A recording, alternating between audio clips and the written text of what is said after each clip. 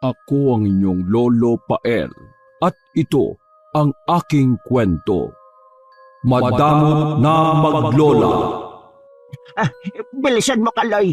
Isara mo kaagad ang tarangkahan. Hindi dapat sila makapasok dito. Nahuli na po tayo, Lola. Nandito na sila sa loob. Anong ibig mo sabihin? Hindi maaari. Si Abigail, nasaan? Hanapin natin si Abigail. Kanina po sabi niya, magpapahangin lang siya sa hardin eh. Bilisan natin. Puntahan natin siya. Opo, dito po tayo duman para mas mabilis. Bakit ka tumigil? Nandito na po sila. Mabuti pa, mauna na kayo. Ako na ang haharap sa kanila. Sigurado ka, iha? Opo, sige na po. Bago ka pa po nila mamalayan. Mag-iingat ka, iha. Hihintayin ka namin ni Abigail. Tumangulang ang binata at saka ito humakbang para kunin ang atensyon ng mga nanloob sa kanila. Si Lola Petra naman sa makipot na daan papuntang hardin dumaan para walang makapansin sa kanya. Kanina pa siya hinihingal pero hindi man lang siya magbagal sa pagtakbo hanggang marating niya ang munting hardin sa likod ng bahay na yon. Abigail, nasaan ka po? Napahinto sa pagakbang ang matandang babae. Sabay ng malakas sa pagsinghap habang tutup ang sariling bibig. Abigail, siya, payo kayo sa kanya. Lumingon naman sa matandang babae ang tatlong nilalang na may nakakatakot na itsura. Mabalahibo ang mga katawan nila. Mapupula ang nanlilisik na mga mata at may malalagaring ngipin. Tumutulo pa ang sariwang dugo sa mga bibig ng mga ito. Dumating naman bigla si Kaloy. Iniharang nito ang katawan sa abuela. Inilabas nito ang itak na may kakaibang hawakan. Gawa kasi yun sa matibay na kahoy at napapalamutian ng iba't ibang titik na gamit ng mga sinaunang tao. Sabay-sabay naman silang dinaluhong ng mga ito. Nagawa naman niyang gapiin sila. Nagkaroon lang siya ng maliit na galo sa katawan. Napalingon siya sa kanyang abuela nang pumalahaw ito ng iyak. Nanlulumo siyang napatingin sa wala ng buhay na katawan ni Abigail. Butas ang tiyan nito at nakalabas pa ang mga laman loob katulad na lang ng bituka. Patawarin mo ako. Hindi kita nagawang ipagtanggol. Patawarin mo ako. Halos pangapusan na ng hininga ang matandang babae dahil sa pagpalahaw nito. Yakap-yakap din ito ang katawan ng apo. Simula ng gabing yon, naging malungkot na ang bahay na yon. Kulang na lang mabingi na sila sa sobrang katahimikan ng paligid. Sa isang linggo na pala ang piyesta dito. Balak niyo po bang magluto? Pupunta na ako ng palengke kung gusto niyo. May bisita ka bang inaasahan? Wala po, Lola. Alam niyo naman na wala akong kaibigan.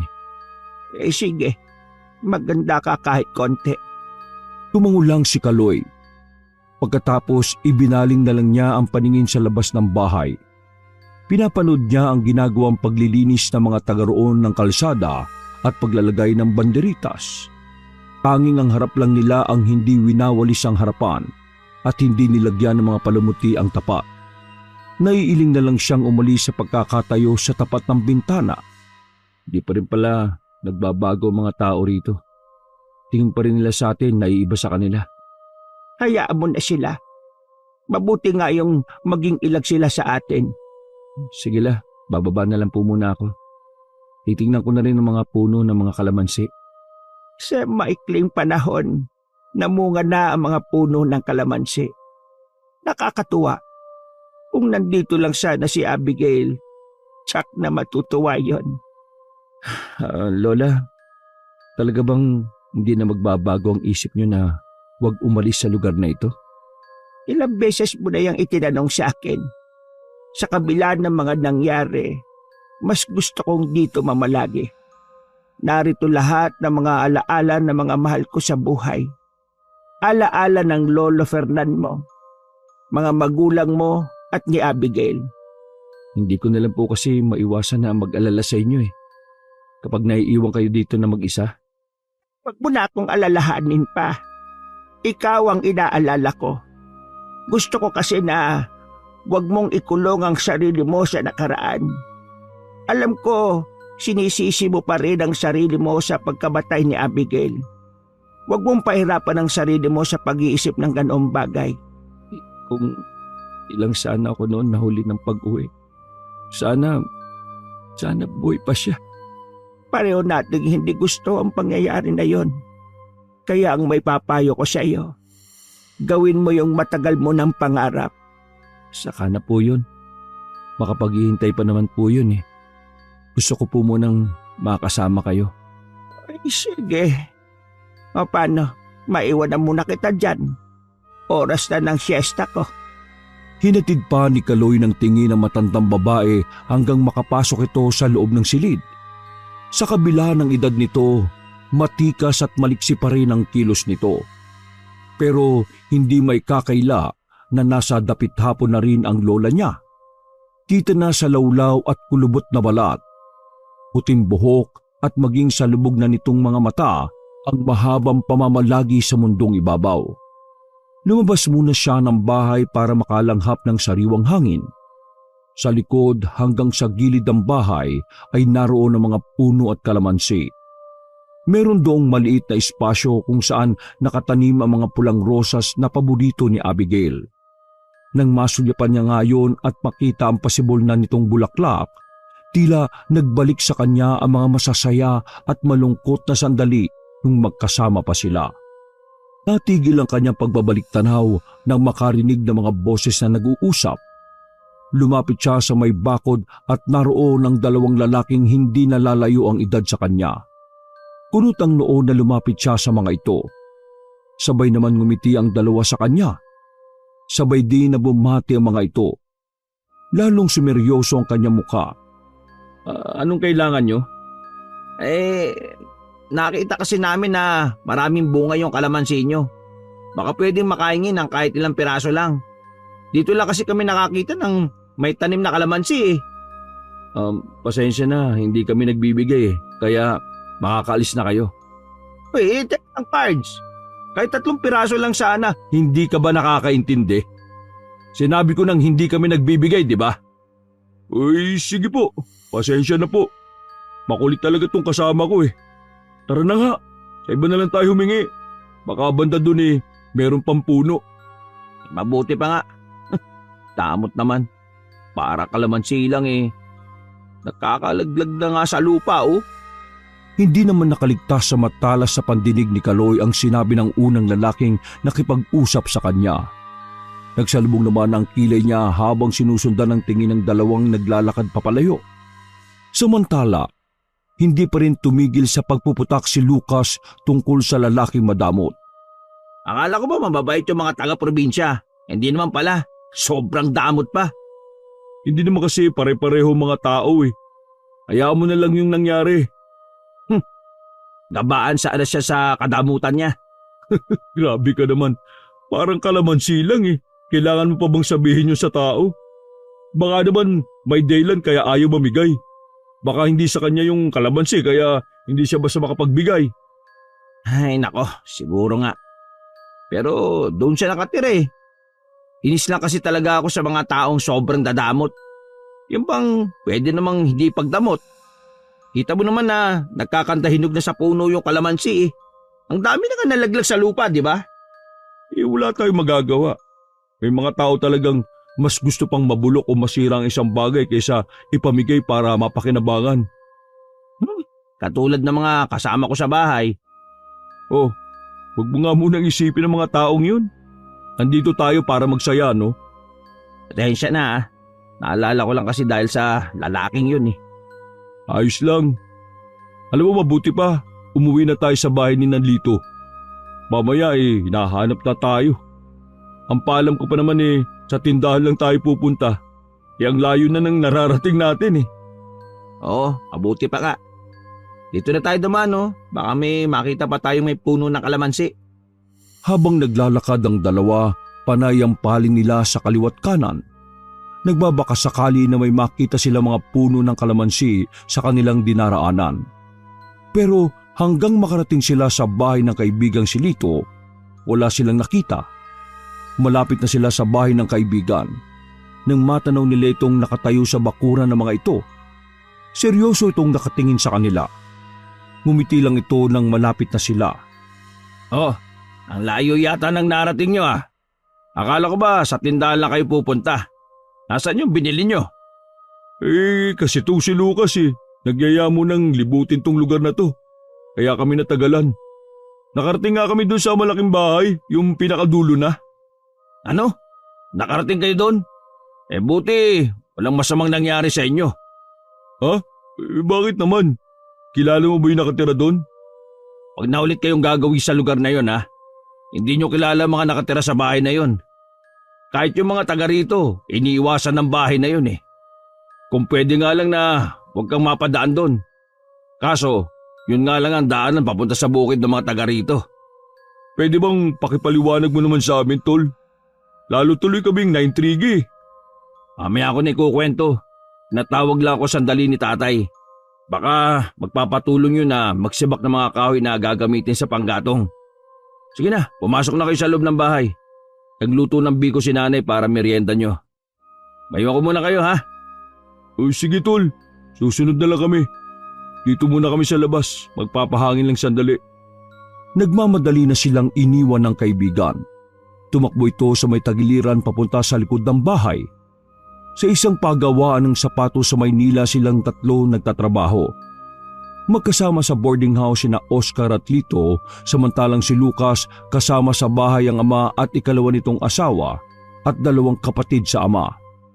Ang nanay naman niya ay naninirahan sa probinsya kasama ang mga kapatid. Halos 10 taon na rin simula nang huli silang magkita. Sa mga panahon na pakiramdam niya ay inaapi siya sa bahay ng ama, may ilang beses nang sumasagi sa kanya na umuwi na lang sa probinsya ng nanay niya. Sila ang unang naging malapit ni Oscar. Likas kasing palakaibigan nito at masayang kasama. Samantalang si Lito ay likas namang tahimik at laging gustong nag-iisa. Si Oscar ang unang nakipaglapit dito at kalaunan ay naging magkaibigan na silang tatlo. Inalok din ni Oscar ang lalaki na sa boarding house na lang nito umupa nang malaman na naghahanap ito ng mauupahan. Nakikitira lang di umano ito sa mga kamag-anak at nahihiya sa mga yon. Kinukumbinsi rin siya ng dalawa na mangupahan na rin kasama nila. Pero ayaw ng kanyang ama. Lagi nitong sinasabi na bakit siya uupa may bahay naman sila. No kayang meron sa mga nakatira sa bahay na yon, no? Mamaya, ulitin natin si Lito. Kita mo naman na yung pakikiharap ng lalaki sa atin, ibang klase ang ugali. Tsak na meron pang ibang sasabihin si Lito sa atin tungkol sa lalaking yun. Oo nga. Ay teka, gusto mo na bang pumasok sa loob? Gusto ko muna kasing dito sa labas Oo ba? Wala naman tayo gagawin sa loob ng bahay Mukhang napaaga yata yung punta natin dito. Dapat sa bisperas na lang ng pyesta tayo pumunta Yun na nga sana. Kaso di ba nga nagmamadali na rin umuwi itong si Lito kasi may sakit yung ama. Mukha namang walang sakit yung tatay niya Malakas pa nga at sinalubong pa tayo sa pangpang nung dumating tayo. Nakakapagtaka nga Nung dumating tayo saka nawala yung sakit. Oh, bakit palinga-linga ka dyan? Tinitingnan ko lang kung may ibang tao. Baka kasi may makarinig sa pinag-uusapan natin Bakit? Ano bang sasabihin mo? Napapansin ko lang na kakaiba ang mga titig sa atin ng mga taga rito. Ewan ko lang kung ako lang ang nakakapansin Yung bang kung tumingin pailalim? Yung iba naman parang natutulala kapag dumadaan tayo. Baka kuryoso lang sila sa atin. Tingin ko dito sa isla bihirang dayuhin ng mga tagalabas lalo taga Maynila. Naisip ko nga rin yan Kaya lang nakakailang kasi. Kahit kasi mga magulang ni Lito, ganun tumingin Baka ganun lang talaga sila sa mga bisita. Siguro nga. Pero ang totoo parang gusto ko nang umuwi at huwag nang hintayin ng araw ng piyesta. Uy, nakakaya naman kay Lito. Baka kung ano isipin nun sa atin. Tagal na natin itong usapan Sa totoo lang kasi tol, pasama ang kutob ko. Pagtapak pa lang natin sa lugar na ito. Ha? Anong ibig mo sabihin? Basta, pati ako hirap ipaliwanag Ay nako, tumigil pa tayo rito kahit ilang araw pa. Kapon pa lang naman tayo dumating Kapag ganun pa rin yung pakiramdam mo, saka tayo sumibat. Sumang-ayon na lang din si Lucas sa sinabi ng kaibigan. Umaasa na baka sakaling mawala yung pakiramdam niyang yun. Sumagi din kasi sa kanya na baka dala lang yun ang pag-aaway nila ng ama bago umalis at yun pa lang kasi ang unang pagkakataon na bumiyahe siya na malayo. Pumasok na rin sila sa loob ng bahay. Kapag ay naroon ang biko na niluto ni Aling Anita na kaibigan ng ina. Nakangiti pa siyang inalok nito. Napilitan ng umupo ang magkaibigan at kumuha ng hiwa ng biko na nasa bilao. Masarap naman yun pero para yung sapal sa bibig ni Lucas. Hindi niya malunok-lunok. Kinailangan pa niyang uminom ng tubig. Pakiwari niya kasi bumabara na yun sa lalamunan niya. Mabuti na lang umalis na rin kaagad si Aling Anita. Wala na akong gana kumain. Oh, huwag kang ganyan kapag kaharap si Lito at sa mga magulang niya. Baka magtaka mga yun. Oo naman oh. Ayoko naman maging bastos sa harap nila. Maiba nga pala ako. Bakit ba naghahanap ka ng kalamansi? Anong gagawin mo dun? May dala naman kasi ako bago tayo umalis Nakasupot pa nga yun Nagtataka lang ako kung bakit pagdating natin dito wala na sa bulsa ng bag ko. Baka nalaglag lang. Hindi mo lang napansin. Malabong malaglag yun. Malalim yung bulsa ng bag ko Hayaan mo na lang yun. Maghanap na lang tayo. Hindi pa naman natin nalilibot yung buong lugar na ito O di kaya magtanong na lang tayo kay Lito. Wag. Ibig ko sabihin wag na natin siya abalahin. Tsaka, wag mo nang banggitin sa kanya na naghahanap tayo ng kalamansi. Sige, sabi mo Pero, paliwanag mo nga kung bakit. Para saan ba yung kalamansi mo, maliban sa sausawan? Saka ako na lang ipapaliwanag sa'yo kapag malayo tayo dito sa bahay nila. Para kang si Lito Ay naku, kumain na nga lang tayo. Sarap ng biko ni Aling Anita Sa Maynila, mahal na ng isang hiwa nito. Lalo na yung nakabilao pa. Kaya samantalahin natin na libre na lang tong nakakain natin dito. Napilitan na ring ubusin ni Lucas ang nakalagay na biko sa kanyang plato. Si Oscar naman umilit pa ng isang hiwang biko. Noong hapunan, maraming putahe ang nakahain sa kanilang harapan. Parang fiesta na rin sa dami ng lutong ulam. Napansin lang ni Lucas na puro yung karne. Kung pagbabasihan ni Lucas sa mga kwento ng kaibigan, mahirap lang ang mga ito. Kitang-kita naman sa pagkakayari ng kanilang bahay. Kahoy at nipa ang yari ng kabuuan ng bahay ng mga ito. Kaya naman nagtataka siya at bakit puro karne ang pinapaulam ng mga ito sa kanila simula nang dumating sila. Hindi mo iisipin na hikaho sa mga ito sa buhay. Biglang bumalik sa kasalukuyan ng isip ni Lucas nang maraan siyang sikuhin ni Oscar. Nang mag-angat siya ng tingin, nakatitig pala sa kanya si Lito.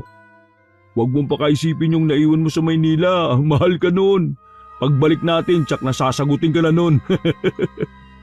Hindi naman yung nililigawan ko yung iniisip ko, no? Ikaw talaga. Sino pala kung gano'n ang iniisip mo?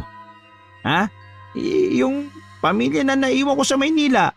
Di ba nga, nagtalo kami ng tatay ko bago ako umalis? Habang nandito kayo, huwag mo muna silang isipin.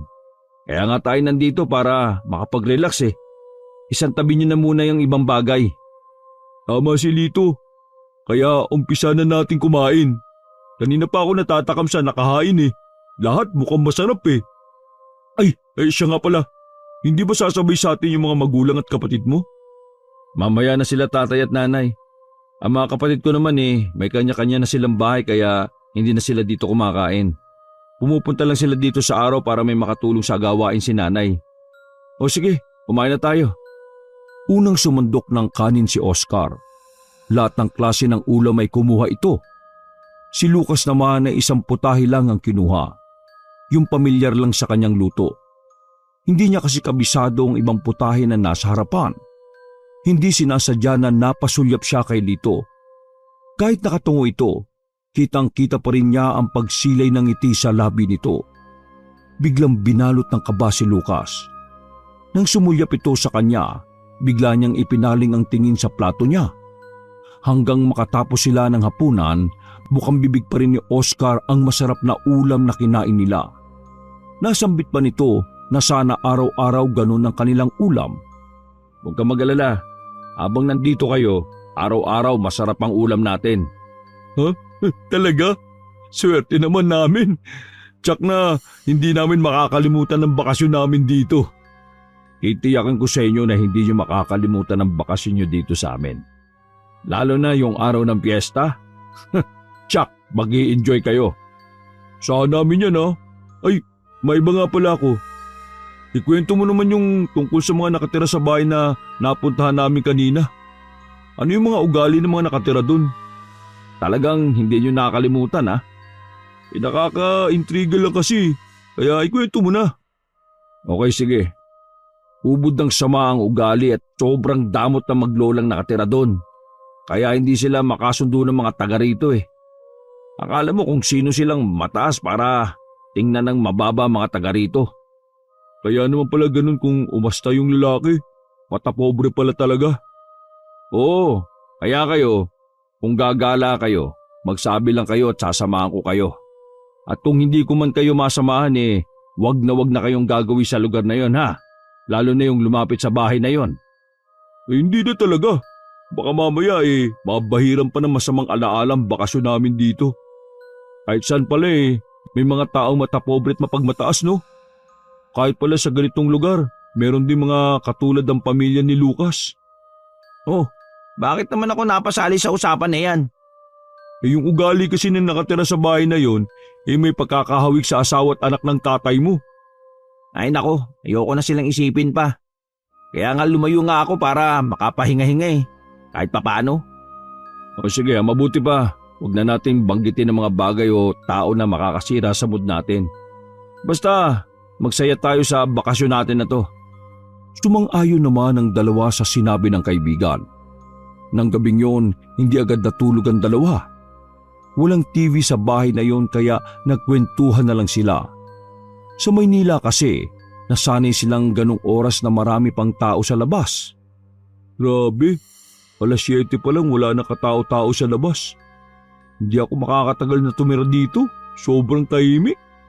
Sa probinsya rin naman yung nanay ko pero hindi naman ganito. Ay, namimiss ko na nga siya Bakit hindi mo siya dalawin? Gusto ko naman talaga. Kaya lang laging tumututol yung tatay ko Ang dami niyang dahilan. Pero naisip ko pagbalik natin ng Maynila, uuwi na ako sa nanay ko. Gusto ko na siya makasama Kaya lang naman ako pumayag na tumira sa tatay ko dahil nangako na pag-aaralin ako. Pero hindi naman natupad. Mas prioridad pa niya yung mga anak niya sa pangalawang asawa niya. Di, aalis ka na sa trabaho natin. Ganun na nga. Pasensya na Kailangan kasing may sakripisyo ako Hindi pwedeng piliin pareho. Okay lang yun, tol. Kung saan ka masaya, suportahan kita. Tsaka, magkikita pa naman tayo Oo naman Kung gusto mo magbakasyon ka rin dun. Oo ba? Kayo na lang kasi ang itinuturing kong kaibigan at pamilya ni Lito Wala nang mga magulang si Oscar. Bata pa lang daw ito ay pinagpapasapasahan na siya ng mga kamag-anak ng ama't ina kung sino ang mag-aalaga rito. Hanggang matutong tumayo sa sariling paa. Kaya mas pinili na lang nitong mamuhay na mag-isa. Nagulat pa sila nang makita sa orasan na maghahating gabi na pala. Minabuti nilang matulog ng maaga para maaga ring magising kinabukasan. Nahihiya din kasi sila sa mga magulang ni Lito na tanghali na sila gumising. Kinabukasan, alas 7 ng umaga ay sabay nang bumangon ng dalawa. Matapos makapagilamos, nagtungo na sila sa kusina. Naabutan nila roon si Aling Anita. Matamis silang nginitian nito at sinabing mag-aalmusal na sila. Nang tingnan nila ang mga nakahain, napapapalatak na lang si Oscar. Ang agahan kasi nila, tusino, longganisa, tapa, inihaw na taba ng baboy at pritong manok. Mapaparami na naman ako ng kain nito. Halika na, chibugan na. Ang dami naman nila magluto. Baka mamaya sa mismong piyesta tuyo na lang ang ihanda dahil naubos na sa atin. Hindi naman siguro. Teka, nasan kaya si Lito? Napansin ko na simula nang dumating tayo dito, tuwing umaga, hindi na natin siya nagigisnan. Lagi siya kasama ng tatay niya para manguha ng panggatong. Siguro kailangan nila ng maraming panggatong sa darating na piyesta. Siguro marami silang lulutuin nun. Pansin mo ba? Kahit ilang araw pa yung piyesta marami na kagad banderitas sa paligid. Mamaya, gusto mo yakagin natin si Lito para mag-ikot-ikot sa lugar nila. Para kasing hindi niya tayo masyadong naasikaso eh. Alangan puro na lang kain ang gawin natin. O sige, mamaya kapag dumating si Lito, yayain natin. Katulad ng dati, naging magana na namang kumain si Oscar. Samantalang isang putahe lang ang inulam ni Lucas. Tinitingnan pa lang kasi niya ang ulam, tila nauumay na siya. Sinabayan na lang niya ng kape ang pagkain. Nang matapos silang mag-almusal, saka naman dumating si Lito.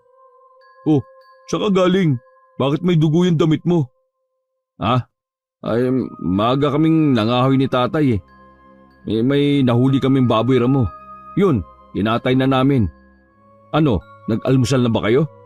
Oo, tatapos lang. Ikaw ba? Maaga kaming kumain kanina dahil maaga kaming umalis ni tatay. O paano? Maiwan ko muna kayo magpapalit lang ako ng damit. Teka lang tol. Magpapasama sana kami sa iyo na mamasyal dito sa lugar niyo Pwede ba? Ay nako, may gagawin kasi ako mamaya Maggagayat kami ni natatay nung karne na nahuli naming baboy ramo. Ay, ganun ba? Di, pwede ba kami na lang ni Lucas ang mamasyal? Hindi naman kami lalayo. O ba? Basta yung sinabi ko sa inyo huwag niyo kakalimutan. Iwasan niyo yung bahay ng maglolang yon. Oo sige, tatanda namin. Ngumiti pa sa kanila si Lito bago ito tumalikod sa kanila. Gumayak na rin ang dalawa para makapamasyal na. Habang naglalakad nga, pinagmamasdan nila ang buong paligid. Ang mga kabahayan ay larawan ng payak na pamumuhay. Kaya ganun na lang ang pagtataka ni Lucas sa ipinapakain sa kanila ng nanay ni Lito. Hindi na nakatiis si Lucas na hindi sabihin kay Oscar ang naiisip niya. Oo nga no, ngayon ko lang nga naisip. Baka mamaya baon na sa utang yung mga magulang ni Lito para lang mapakain tayo ng masarap. Pero saan kaya sila bumibili ng ganong karaming karne? Wala naman ako nakita na talipa pa sa lugar na ito. Naku, kaysa problemahin natin yan, tara na lang mamasyal. Kaya nga lang, wala namang magagandang tanawin dito. Basta mag-ikot-ikot na lang tayo. Sa totoo lang, naiinip na ako Uy, mukhang ang ganyan. Minsan lang naman to Pasensya ka na kung puro ako reklamo Wala yun. Naintindihan naman kita Sabi nila, kapag daw paalis, wala daw dapat nakakagalit. Kasi mabigat daw yung magiging lakad mo. Di ba, nag-away pa kayo ng tatay mo? Kaya siguro nagkakaganyan ka Ay nako, siguro nga. Ay teka, hindi na natin napansin na kakalakad natin, nakarating na tayo sa bahay ng maglola. Ay, oo nga. Hindi natin namalayang kakakwentuhan natin. Nandito na pala tayo. Uy, saan ka pupunta? Kabilin-bilinan pa naman ni Lito na huwag tayong nalapit dyan sa bahay na yan Huwag mo na lang ipaalam na nagpunta tayo dito. Oo naman. Ayoko naman na magalit sa atin si Lito dahil hindi natin siya sinunod. Tingnan mo pre, may matandang babae sa bakuran. Nakatingin sa atin. Tara, lapitan natin. Huwag na. Baka magalit pa yun sa atin Sandali lang naman Baka makahingi tayo ng kalamansi. Kalamansi na naman? Ikaw talaga. Uy, di mo ko.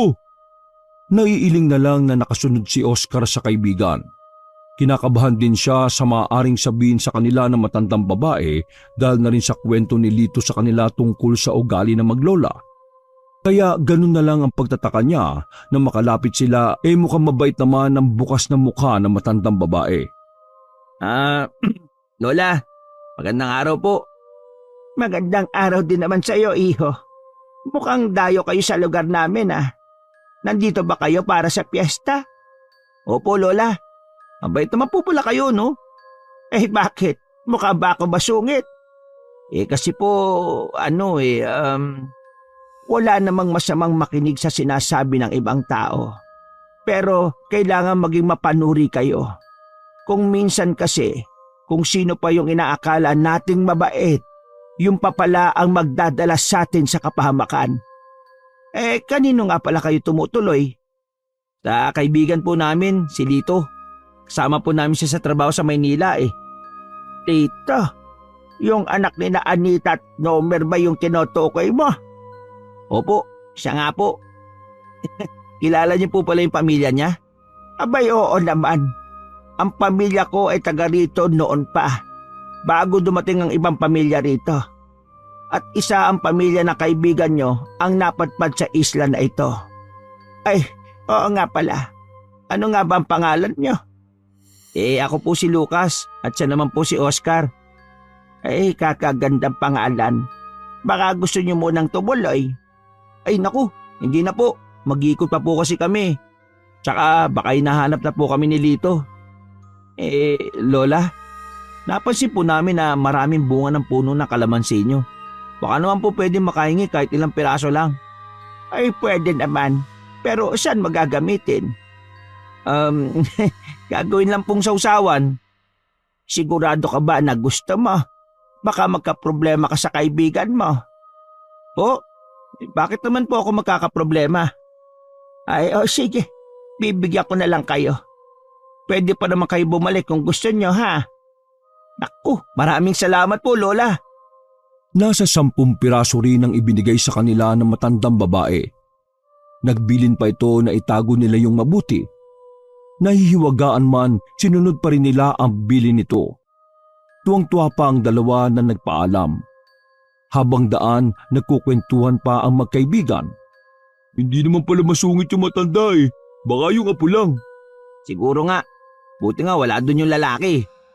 Uy, alam mo, nahihiwagaan ako sa sinabi ng matanda kanina. Parang meron siyang gustong ipahiwatig sa atin eh.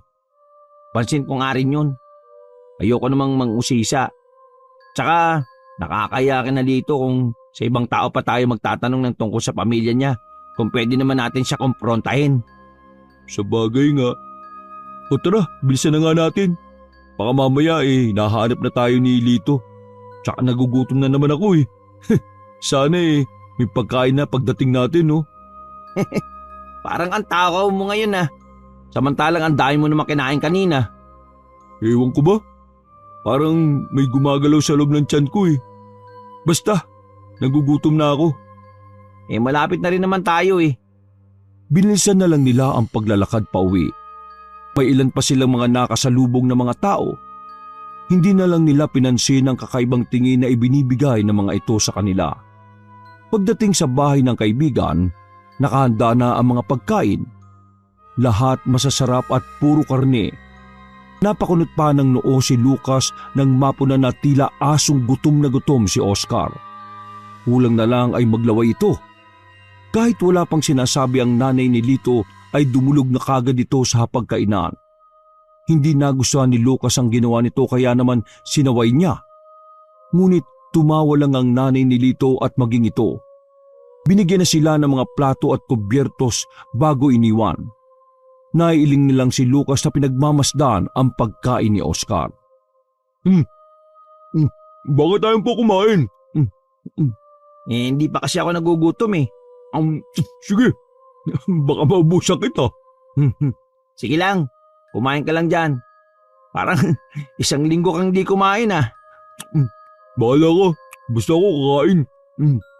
Pagbalik natin sa atin, wala na ito. Naiiling na lang si Lucas. Kumain na rin siya kahit konti. Baka nga maubusan siya nito. Tapos na siyang kumain nang maalala ang kalamansi sa bulsa. Nang sulyapan niya si Oscar, nakasandal na ito sa upuan sa sala habang hinihimas-himas ang tiyan. Pre, lalabas lang ako para magyosi. Sama ka? Hindi na, dito na lang ako. Parang hindi na kasi ako makatayo eh. Katakawan mo kasi. O paano? Diyan ka na muna ah. Tinawanan lang ng kaibigan sa pambubuskan niya rito. Sa may likod na pinto naman siya dumaan. Mas gusto niya roon magyosi dahil nahihiya siya sa mga magulang ni Lito. Nakakailang hitit na siya ng yosi nang marinig na may nag-uusap. Gumawi siya sa poste ng bahay at sumilip. Si Lito pala at isang tiyuhin nito na nasa kabilang bakod lang ang bahay. Tinatanong ng tiyuhin na kumusta sila. Pabaliwalain na sana niya ang narinig pero nagtaka siya sa sinagot ng kaibigan na nakarating sila sa bahay na maglola. Tugon naman ng tiyuhin na baka magkaproblema sila dahil alam na ng maglola ang presensya nila. Utos pa nito, bantayan silang maigi para hindi na sila magawi sa bahay na yon. Kanina pa wala ang magtiyuhin pero nakatulala pa rin si Lucas sa kanyang kinatatayuan. Nag-iisip kung ano ang ibig sabihin ng pinag-uusapan ng dalawa. Maya-maya naisip na lang niyang pumasok. Hindi niya nakita si Oscar sa sala kaya tumuloy na siya sa kwarto nila. Naabutan niya tong namimilipit sa sakit ng tiyan. Oh, ano nangyari sa iyo? Ayos ka lang ba? Hilap kasi yung tiyan ko eh. Ang sakit sobra. Yan na nga ba sinasabi ko eh. Sobrang katakawan na yan eh. Teka lang, hihingi ako ng pamahid kina Lito. Hintayin mo lang. Oh, ano nangyayari rito? Buti dumating ka. Sumasakit kasi yung tiyan ni Oscar eh. Baka meron ka naman pamahid dyan. Wala kaming ganun dito sa bahay eh. Hindi kasi uso yan dito. Teka, tsaka na lang ang kukunin ko. Baka nalimigan lang yung tiyan mo. Mabilis na ring tumalikod si Lito. Si Lucas naman ay nilapitan ng kaibigan at saka hinipo ang tiyan nito. Nagulat pa siya dahil napakatigas noon.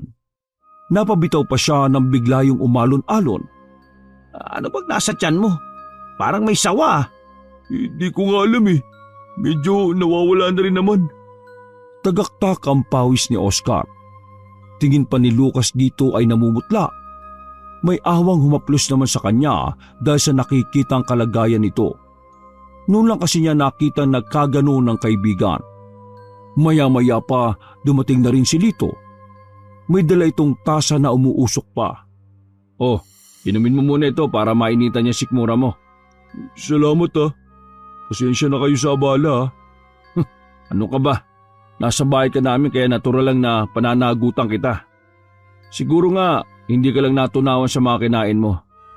Ay, mamaya pala. Magpapaluto ako ng ulam na may sabaw kay nanay. Ang sarap kasi ng lahat ng putahe na niluluto ng nanay mo eh. Ngayon lang ako nakakain ng ganong kasarap eh. Kaya lamon talaga yung ginagawa ko. Okay lang naman na marami kang kainin pero sa susunod hinay-hinay lang.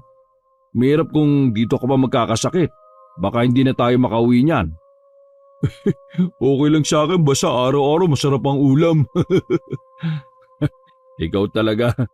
Nagagawa mo pang magbiro ah. Masama na nga pakiramdam mo eh. Pero hinahinay sa binibitiwang salita ah. Baka hindi ka na nga makauwi sa inyo. Ginawanan lang yun ni Oscar pero si Lucas na natiling tahimik habang nakikinig lang sa kanila. Nang bumuti na ang pakiramdam ni Oscar, nagpaalam na rin sa kanila si Lito. Anito, may gagawin lang daw itong mahalagang bagay. Lagi na lang siyang wala dito sa bahay. Ano kaya pinagkakaabalahan niya? Eh di ba nga lagi niyang tinutulungan yung tatay niya? Kaya mo na, matagal din kasi siyang hindi nakakauwi eh. Gusto lang sigurong bumawi sa mga magulang.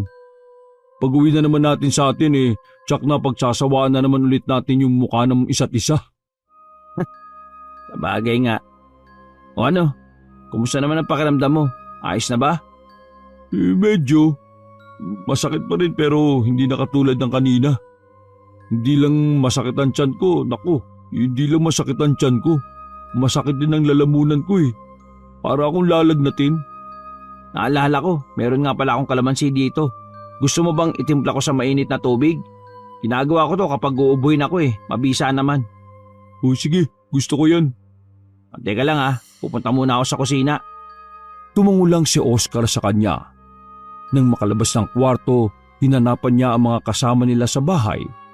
Pero kahit ang nanay ni Lito ay wala sa kusina. Pinangasa na lang niya na kumuha ng mainit na tubig sa termos. Nang mapiga ang mga kalamansi sa tasa, bumalik na siya sa kwarto nila. Nadatnan niyang nakabalot ng kumot ang kaibigan at nanginginig na tila ginaw na ginaw. Nang salatin niya ang noon nito, nakakapaso ang init nito. Grabe, ang init mo. Oh, inumin mo muna to habang mainit. Salamat. Ewan ko ba, Bakit naman ako biglang tinangkaso? Baka naninibago ka lang sa klima dito. Sa gabi kasi malamig, sa araw naman sobrang init ng panahon. Tayo lang ang nandito sa bahay. Paano kaya yan? Di naman siguro magagalit si Dito kung pangangasan ko ng manghalongkat ang gamit nila. Titingnan ko lang kung may gamot. Baka mamaya bumuti na rin ang pakiramdam ko. Hayaan mo na. Hintayin na lang natin sila. Kailangan mong makainom ng gamot. Baka mamaya lumala pa yung sakit mo. Mukhang masisira pa yata ang bakasyon natin ng dahil sa akin Uy, huwag magsalita ng ganyan. Baka bukas magaling ka na rin naman. Sana nga lang. Parang masusuka yata ako. Tulungan mo nga ako makalapit sa bintana. Mabilis naman na kumilos si Lucas. Inalalayan niya ang kaibigan na makalapit sa bukas na bintana. Saktong nasa tapat na nga sila nang sumuka ito. Halos lahat yata ng kinain nito ay nailabas na. Kakaiba ang suka nito. Malapot na puro itim. Masangsang din ang amoy noon. Hindi tuloy napigilan ni Lucas sa magtakip ng ilong at bahagyang lumayo sa may bintana. Mabuti na lang ang kwarto nila ay nasa malapit sa kusina at hindi nakatapat sa may kalsada. Kaya walang nakakita sa pagsuka ng kaibigan. Makailang ulit pang sumuka ito. Tagaktak na rin ang pawis nito sa katawan. Naitukod na rin ito ang mga siko sa may bintana. Marahil dahil sa panghihina. Ano? Okay ka na ba? Gusto mo na bang bumalik sa higaan? Oo. Salamat Mas maginawa na pakiramdam ko ngayon. Mas okay pala yung kalamansi, no? Tumigil na rin yung paghilab ng tiyan ko Pwede mo ba ipagtimpla ulit ako mamaya? Inubos ko na kasi yung kalamansi pero sige, pupunta ulit ako sa bahay na matanda para makahingi ulit. Dadamihan ko na. O sige na, magpahinga ka na muna dito. Aalis na ako para makabalik na ako kagad. O sige, ako nang bahala magpaliwanag kay Dito kapag dumating sila. Mabilis na rin tumalikod si Lucas. Bago lumabas ng bahay, kumuha muna siya ng plastic sa may kusina para paglagyan. Kulang na lang takbuhin niya ang bahay ng maglola. May kalayuan din kasi kaya gusto niya kagad makabalik kay Oscar. Pagdating sa may gate, hinihingal pa siya. Wala ring tao sa labas. Ilang beses siyang tumawag para mapansin. Gusto na niyang mawala ng pag-asa na may lalabas pa sa bahay na yon. Nang biglang bumukas ang malaking pintuan ng bahay. Iniluwa noon ng lalaking apo na matanda. Lumapit yun nang salubong ang mga kilay. Ikaw? Anong kailangan mo? Hihingi sana ako uli ng kalamansi kung pwede. Ulit? Ibig sabihin nakahingi ka na? Yung totoo niyan, kanina lang umaga sa lola mo. Nakahingi ka na pala Bakit humingi ka ulit? Naubos na kasi. Ang ibig ko sabihin, pinainom ko na sa kaibigan ko may sakit. Hindi ko na problema kung naubos na. Dapat tinipid mo na lang. Sige na, makakalis ka na.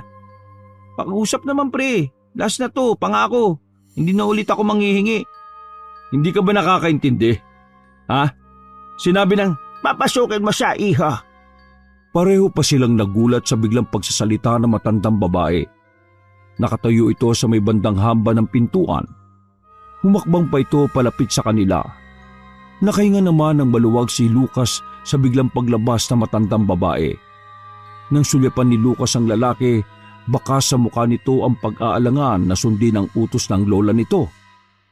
Pero lola, hindi natin lubos na kakilala ang taong ito. Mahirap nang papasukin natin siya dito. Kilala ko na siya, iho. Maliwala ka. Hindi siya masamang tao. Bakit nga pala nag-iisa ka? Nasaan ang kaibigan mo? Masama po yung pakiramdam niya. Iniwan ko po muna siya sa bahay na kaibigan namin. Ay, ganun ba? Sige na, Kaloy. Papasukin mo muna siya. Napipilit na namang sumunod si Kaloy sa lola nito. Si Lucas naman ay alumpit pang pumasok dahil sa presensya ng lalaki. Nagulat din siya dahil hanggang sa loob ng bahay siya pinapasok. Pinaupo pa siya sa upuan. Hindi naman po ako magtatagal. Gusto ko lang po sana makahingi ulit ng kalamansi. Naubos na po kasi yung hiningi ko kanina. Sumama po kasi yung pakiramdam ng kaibigan ko Nung pinainom ko po ng katas ng kalamansi, ayun, isinuka niya lahat ng laman ng tiyan niya. At bumuti na po kahit papaano yung pakiramdam niya. Ay, ganun ba? Mabisa talaga ang kalamansing tanim ko. Alam mo bang bukod tanging ako lang ang may tanim ng kalamansi sa buong isla? Sa ilang araw nga pong nandito kami, wala kaming napansin na puno na kalamansi sa mga kapitbahay nila Lito eh. Hindi talaga sila magtatanim. Takot lang nila. Anong ibig mo sabihin? Si Lola na lang magpapaliwanag sa'yo. Sige na, may gagawin pa kasi ako eh. Nagtataka namang nasundan na lang ito ng tingin ni Lucas. Nang ibalik niya ang mga mata sa matandang babae, mataman ang titig nito sa kanya. Bakit po? Meron po ba akong dapat malaman? Ang totoo niyan, meron. Hindi talaga kami nagpapapasok ng ibang tao sa bahay namin. Pero nag-aalala ko na baka may makakita sa iyo dito. Hindi dapat malaman ni Lito na nanggaling ka dito. Oh, bakit naman po? Meron din siyang mga sinasabi tungkol sa inyo eh. Magkaaway ba kayo ng buong pamilya niya? Sigurado ako na puro masasama ang mga binitiwan niyang salita laban sa amin ng apo ko. Kaya mo yan nasabi. Tingin ko po hindi naman totoo yung mga sinabi niya sa inyo eh. Mukha naman po kayo mabait eh. Pero bakit niya kailangan sabihin yun? Ganon ang ginagawa nila tuwing may mapapadpad na dayo dito sa lugar na ito. Makinig ka, iho. Umalis na kayo sa lugar na to sa lalong madaling panahon. Nanganganib ang buhay ninyo. Hindi sila katulad ng iniisip mo. Itakas mo na ang kaibigan mo bago pa mahuli ang lahat. Pwede niyo po bang ipaliwanag kung ano yung ibig niyo sabihin? Naguguluhan po ako. Ikaw na lang ang tumuklas para makita ng dalawang mga mata mo. Oh, ito yung mga kalamansi mo.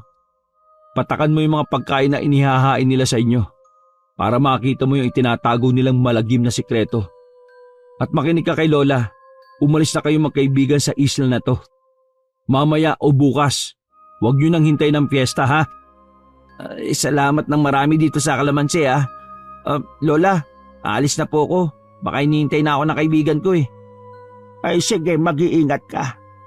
Itago mo ang kalamansi na yan. Huwag mo nga hayaan na makita nila.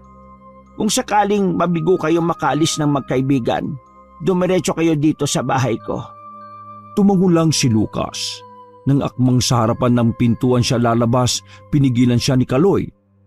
Iginiya siya nito sa may likod dumaan. May maliit na gate doon na kasya lang ang isang tao. Kailangan pang yumuko para magkasya. Mas marami rin doon na puno ng kalamansi. At napakunot ang noon ni Lucas nang mapansin ang isang puntod. Sa lapida noon nakasulat ang pangalang Abigail. Siya ang kapatid ko. Namatay siya nung nakaraang taon. Sa Maynila siya naglalagay eh. Bihira ko lang siyang payagan na umuwi dito noon. Pero siya tong mapilit na laging umuwi dito. Diyan sa puntod niya, may duyan dyan dati. Yan ang paborito niyang tambayan kapag nandito siya. Kinamatay niya? Yung pamilya ng kaibigan mo ang responsable sa pagkamatay niya. Ha? Paano sila? Mabuti pa, magmadali ka na umuwi. Sundin mo yung sinabi namin sa'yo. Umalis na kayo ng kaibigan mo sa isla na to. Pero kung sakaling mabigo kayo, dito kayo pumunta, sa tarangkahan na ito. Huwag kayong dadaan sa harap ng bahay namin. O sige na, tugpain mo lang yung daan na to at makakabalik ka na sa bahay ng kaibigan mo.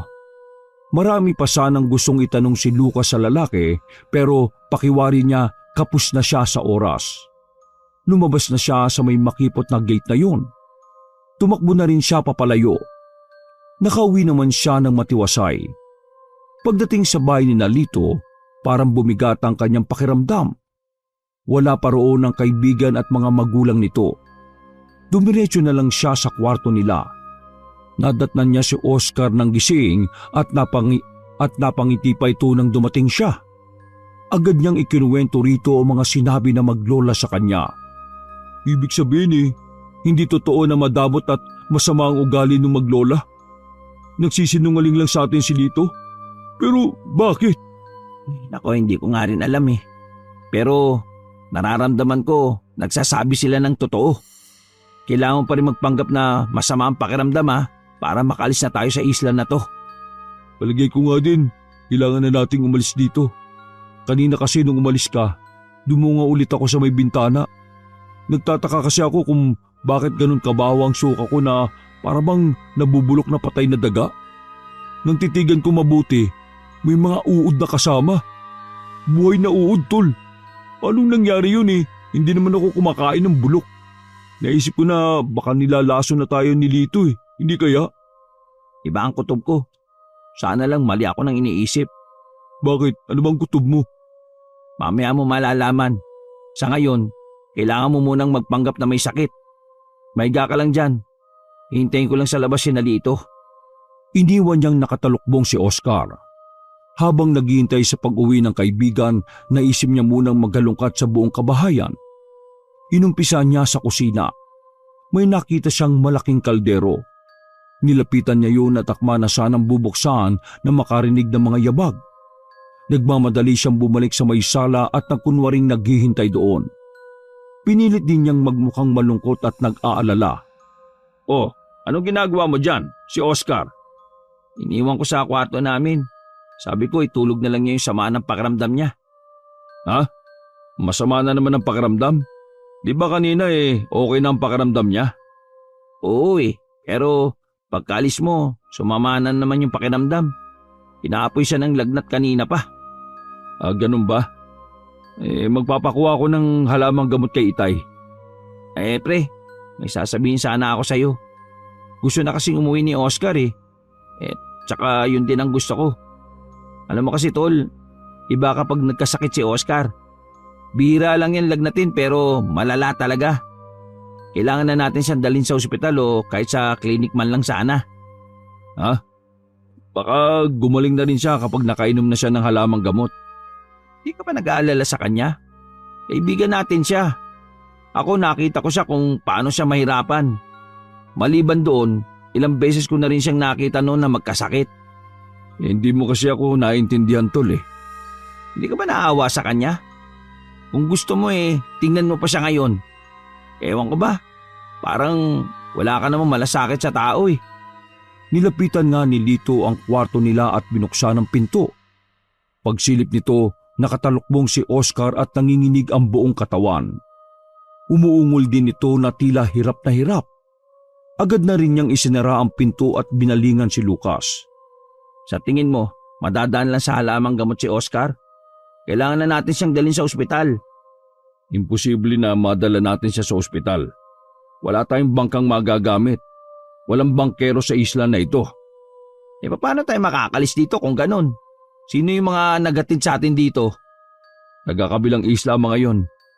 Tsaka sabi ko sa kanila, bumalik pagkatapos ng piyesta para sunduin tayo. Kaya wala tayong magagawa kundi ang maghintay. Pero paano si Oscar? Hayaan na lang ba natin siya? Magpapakuha lang ako kay Itay ng halamang gamot. Bantayan mo muna siya. Gusto pa sanang tumutol ni Lucas pero mabilis na siyang tinalikuran ng kaibigan. Nanlulumo naman na bumalik siya sa loob ng kwarto nila. Napasukan niyang nakaupo si Oscar na dismayado rin ang anyo.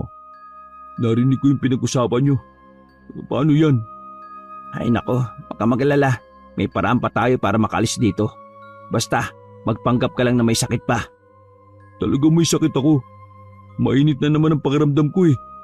Kung sakaling may pagkakataon kang tumakas, iwan mo na ako dito. At least ako, walang pamilya na naghihintay sa akin. Huwag ka nga magsalita ng ganyan. Magkasama tayong aalis dito. Ay teka, may paparating. Umayos ka ng higa. Tinulungan pa ni Lucas ang kaibigan na mahiga. Inayos din niya ang kumot nito. Nasa ganun silang ayos nang pumasok si Lito dala ang isang mangkok na may laman ng malapot na sabaw. Inilapag nito malapit sa higaan ni Oscar ang mangkok. Lumapit din ito sa lalaki at hinipo ang noo. Tila napapasong binawi nito ang kamay. Ang init mo talaga. Magtatanong ako sa mga kamag-anak namin dito kung meron silang paracetamol. Sa ngayon inumin mo muna ito. Isin mo lang yung pait. Maya-maya lang bubuti na ang pakiramdam mo. Naghahanda na rin ang hapunan si nanay. Sabi ko yung may sabaw para ganahan kang kumain. Salamat dito ah. Pasensya ka na. Naging pabigat patuloy ako sa inyo ng pamilya mo. Huwag mong isipin yon.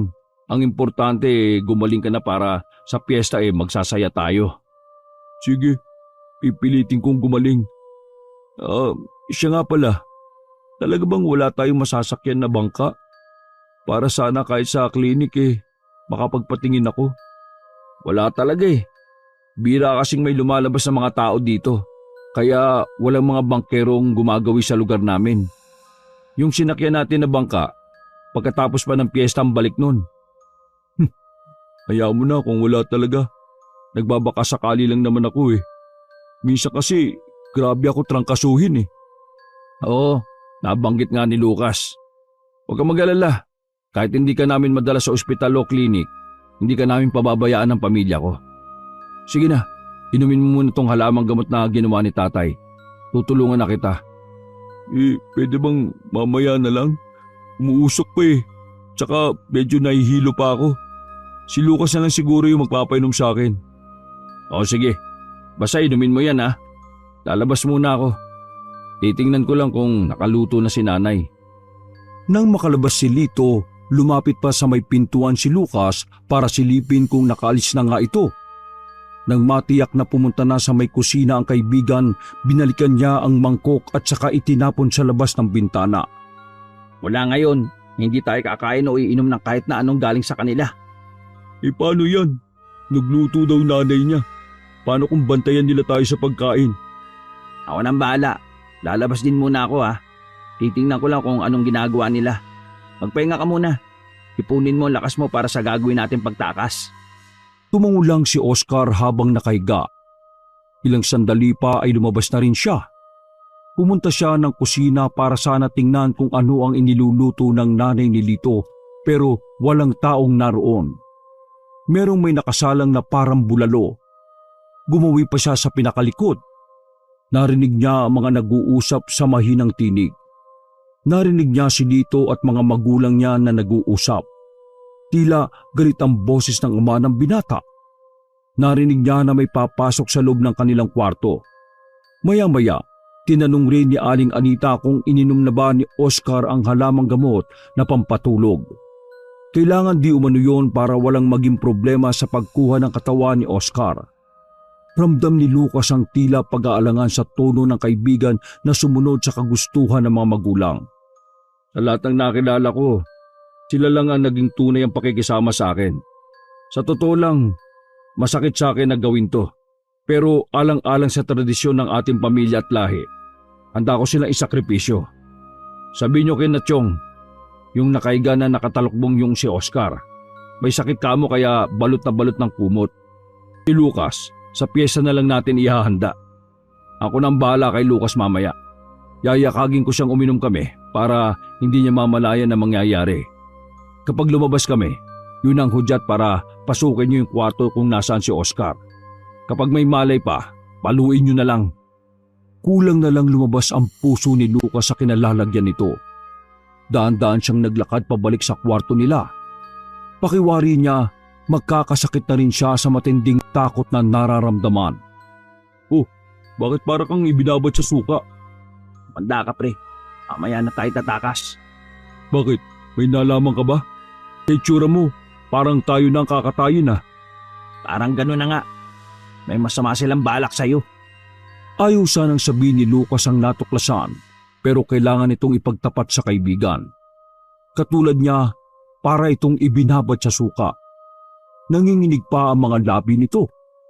Tumahimik muna sila nang makarinig ng mga yabag na papalapit. Nang bumukas yun, ang nakangiting si Lito ang pumasok dala ang mga pagkain. Inilapag nito yun sa lamisita. Umuusok pa ang palayok na pinaglagyan ng ulam. Dito ka rin ba kakain, Lucas?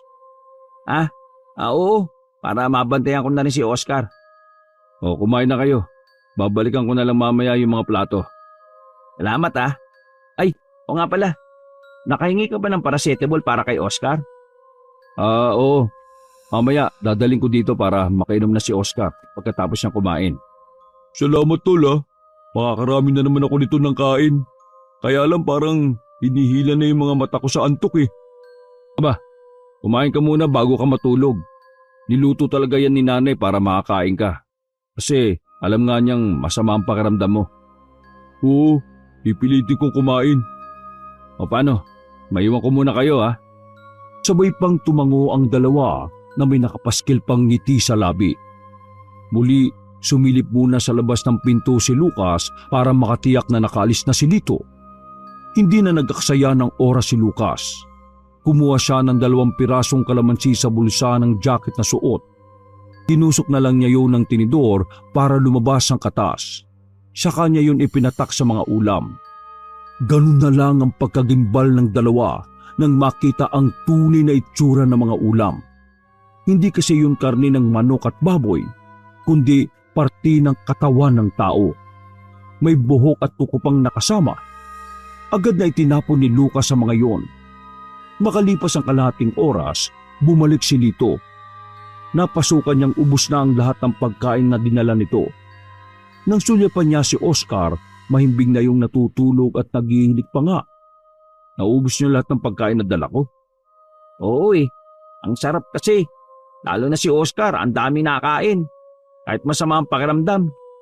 Talagang nilantakan yung luto ng nanay mo eh. Talaga lang Akala niyo ba mauuto niyo ako? Ha? Anong ibig mong sabihin? Hindi kita maintindihan. Akala niyo siguro hindi ko malalaman na galing kayo kanina sa bahay na madamot na maglola na yun Nakipagkwentuhan pa pala talaga kayo. Siguro, sinabi na ng matandang yun ang tungkol sa pamilya namin Hindi ko alam ang sinasabi mo. Sandali lang naman namin nakausap yung matanda eh. Wala naman siyang sinabi na iba. Alam mo bang sobra akong nanghihinayang sa samahan natin? Kaya lang wala akong pagpipilian Humakbang palapit sa may bintana si Lito at binuksan yon. Tumingin pa ito sa kanya ng nakakaloko. Sa pagkakataong yun, halos pangapusan na ng paghinga si Lucas. Pakiramdam niya, anumang sandali ay mabubuko na sila sa ginawa nila sa ulam. Tumungo si Lito sa ibaba ng bintana pero napakunot noo siya ng noo. Inaasahan kasi niya na nandun ang tinapon na ulam. Mahinala na kasi siya na baka bistado na sila ng mga ito. Sa kanyang paglingon, sumalubong sa kanya ang malakas na hampas ng kahoy sa muka. Agad na nagdilim ang paningin ng lalaki at bumagsak sa sahig. Agad na bumangon sa pagkakahiga si Oscar. Tinulungan niya si Lucas na buhatin ang katawan ni Lito para ipalit sa kanyang higaan. Binalot nila ito ng kumot mula ulo hanggang paa. Nagsuot pa ng jacket na may hudang 2 para hindi makilala. Sa harapan ng bahay sila dumaan. Dahil malamlam ang ilaw ng gasera, hindi sila nakilala ng mga tiyuhin ni Lito. Agad silang nakapagtago sa madilim na bahagi. Nahagipan nila ang 3 bulto ng tao na pumasok sa loob ng bahay. Maya-maya, nakarinig sila ng malakas na pagpalaw at galit na boses. Palayo na sila nang mahagip pa rin nila ang malakas na boses ng ama ni Lito na hanapin siya. Saan na tayo pupunta ngayon? Sumunod ka lang. Magiging ligtas rin tayo. Teka lang, pahinga muna tayo. Pagod na ako Hindi tayo maaaring magbagal. Aswang ang mga nag-aanap sa atin. Tsak na matindi ang galit nila sa atin dahil sa ginawa natin kay Lito. Makikisagaba lang ako sa iyo Mabuti pang iwan mo na lang ako dito. Ligtas mo na lang sarili mo. Kapag naabutan nila ako, ililigaw ko na lang sila. Hindi kita pwede iwan Magkasama tayong pumunta dito. Magkasama rin tayong aalis. Sige, tingin mo magiging pabigat lang ako sa iyo. Pakiusap, iwan mo na ako. Gusto mo bang buhatin na lang kita? Ano ka ba? Nasa ganitong sitwasyon na nga tayo Naggagawa mo pang magbiro. Hindi, seryoso ko tol. Kung hirap ka na sa paglalakad, handa kitang buhatin basta sabay tayong aalis sa lugar na ito. Hindi mo ako kakayanin Mas malaki at matangkad pa ako sa iyo. Taba-taba ako pa. Nakikita ni Lucas na nahihirapan na ang kaibigan sa pagtakbo nila. Habol-habol na kasi nito ang paghinga. Kung kailan naman malapit na sila sa bahay na maglola, saka naman sila nakarinig ng mga yabag na paparating. Agad silang naghanap na mapagtataguan. Sa gilid ng daan naroon ang mga malalagong halamang namumulaklak. Doon niya hinila si Oscar. Nakilala nila ang isa sa mga dumaan na ama ni Lito. Hindi sila titigil hanggat di nila tayo nahahanap. Pasensya ka na kung hindi mo ako inalalayan pa. Dapat kanina ka pa nasa loob ng bahay na maglola. Huwag kang paulit-ulit ang sinasabi. Hindi nga kita iiwan Di bali ng pareho nila tayong mahuli. Pero hindi ako aalis mag-isa. Halimbawa na ikaw lang makaalis dito. Patawarin mo pa rin yung tatay mo at ang pamilya niya ha. Pero gusto ko na umuwi ka na sa nanay mo. May palagay ako na mas magiging okay ka sa piling niya eh. Ngumiti lang si Lucas. Itinoon na lang niya ang kanyang pansin sa mga humahabol sa kanila. Nang matiyak na wala ng panganib kung lalabas sila, inakay na niya si Oscar. Napatitig siya sa mukha nito na pawis na pawis. Sobrang init kasi ng balat nito. Kahit pagod din, pinilit niya itong akayin. Sa may likod sila dumaan. Sa kasamaang palad, nakalakyon. Isinandal niya muna sa pader si Oscar. Pinilit niya yung buksan pero hindi niya kaya. Hindi niya alam kung sisigaw ba siya at tatawagin ang mga nasa loob. Naisip niya baka tulog na ang maglola at baka makuha pa nila ang atensyon ng mga humahabol sa kanila. May problema ba? Hindi tayo makapasok nakalak Bakit kasi dito tayo dumaan at hindi sa harapan? Yung kasi ang sabi ni Kaloy, nung apo ni Lola.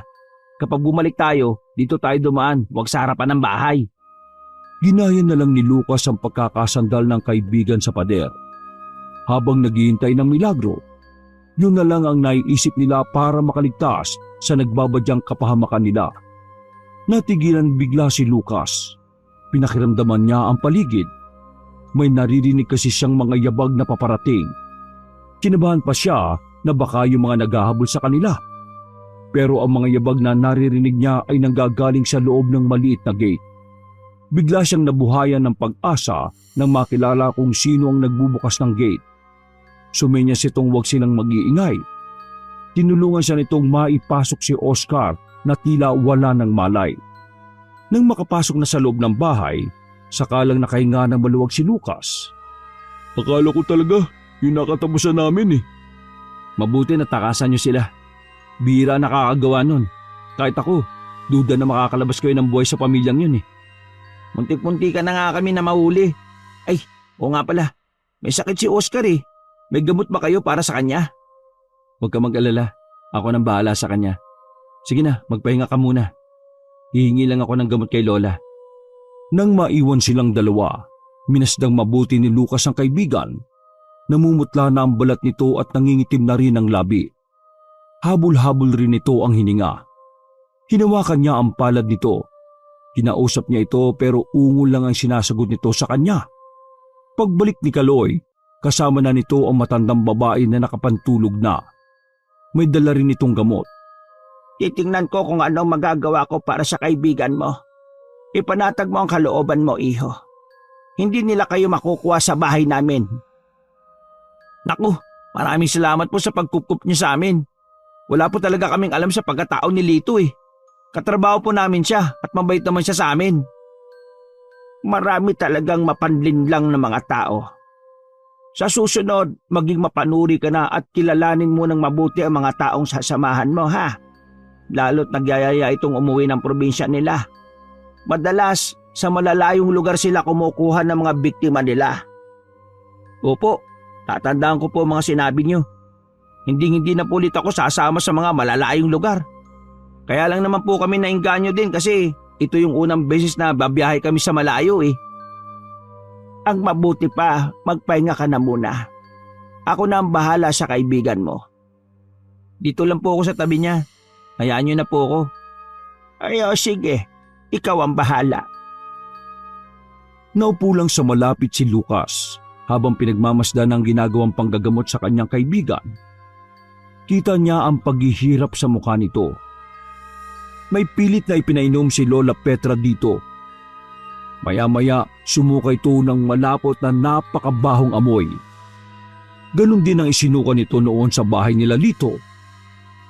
Pagkatapos niyang painumin ng katas ng kalamansi, napansin din niya na may mga balahibong kulay itim ang suka nito. Hindi na nakatagal si Lucas. Lumabas muna siya ng silid na yon. Sa sala, naroon si Kaloy na nakasilip sa labas ng bintana. Lumapit din siya sa may bintana at hinawi ang kurtina. Ganun na lang ang nararamdaman niyang takot nang makitang nasa labas ng bakod ng pamilya ni Lito. Nanlilisik ang mga mata ng mga ito habang nakatingala sa gawin nila. Ang iba ay paikot-ikot na tila naghahanap ng mapapasukan. Anong ginagawa nila dito? Paano nila nalaman na nandito kami? Alam kasi nila na wala kayong ibang pupuntahan. Anong gagawin namin? Huwag kang mag-alala. Aalis din ng mga yan bukas pagsikat ng araw. Yun ang pagkakataon naman para makaalis tayo dito. Pero sabi kasi ni Lito, walang bangka sa isla na to eh. Totoo naman, dahil alam nila na isla ito ng mga aswang. Kaya walang may lakas ng loob na gumawi rito. Hindi kayo sa pantalan sasakay sa ibang bahagi ng isla. Ako nang bahala doon. Salamat naman. Konting tiis na lang, makakalis na kami rito. Sinilip muli ni Lucas sa mga ito. Parang langgam ang mga ito sa kakaikot sa baba ng bahay. Bumalik na lang sila sa kwarto kung nasaan si Oscar. Tila hirap na ito sa paghinga. Namumutla pa rin ito at kinakapos ng paghinga. Itinaas pa nito ang kamay sa kanya na parang pinapalapit siya. Sobrang bilis ng tibok ng puso niya ng sandaling yon. Mas matindi rin ang takot na nararamdaman niya ng mga oras na yon.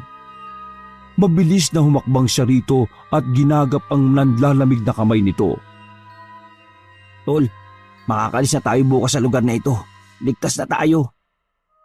Hindi na siguro ako makakasama sa iyo, Tol. Nararamdaman ko na hanggang dito na lang ako eh.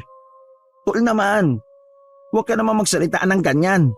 Magkasama tayong pumunta dito. Natural lang magkasama tayong aalis. Huwag mong kakalimutan yung sinabi ko sa iyo ha. Umuwi ka sa nanay mo. Patawarin mo pa rin ang tatay at kapatid mo. O naman pero magpalakas ka. Kailangan mo yun. Bukas aalis tayo dito. Gusto ko munang matulog. O sige, kailangan mo yan para sa pag-alis natin bukas. Pilit naman ang ngiti ni Oscar sa kanya bago ipinikit ang mga mata. Noon lang napansin ng binata na tila ang laki na ipinayat ng kaibigan. Tingin niya ay nagmukha itong bangkay na sobrang putla. Napalingon siya nang maramdaman ng marahang tapik sa kanyang braso. Sumenya si Lola Petra na lumabas muna siya ng kwartong yon. Sinulyapan niya muna ang kaibigan na mahimbing nang natutulog bago sumunod sa matandang babae. Pagdating sa sala, napansin niya ang malungkot na ekspresyon ng maglola. Ano pong nangyayari kay Oscar? Gagaling po ba siya? Ginawa ko na ang lahat para sa kaibigan mo. Hayaan na lang natin siyang mamahinga. Hirap na rin ang katawang lupa niya. Pero nakikiusap po ko. Gawin niyo lahat ng paraan. Ano po ba ang dapat kong gawin? Sabihin niyo. Naiintindihan kita, iho. Pinagdaanan din namin yan sa kamay nila. Tanggapin mo na lang na hanggang doon na lang siya. Isipin mo na lang na nagsakripisyo siya para makaligtas ka. Kaya wag mo sanang sayangin yon. Hindi na napigilan ni Lucas ang mapahagulgol ng iyak. Patakbo siyang bumalik sa silid kung nasaan ang kaibigan. Nakapikit pa rin ito, pero ramdam niyang humihinga pa. Hindi siya umalis sa tabi nito.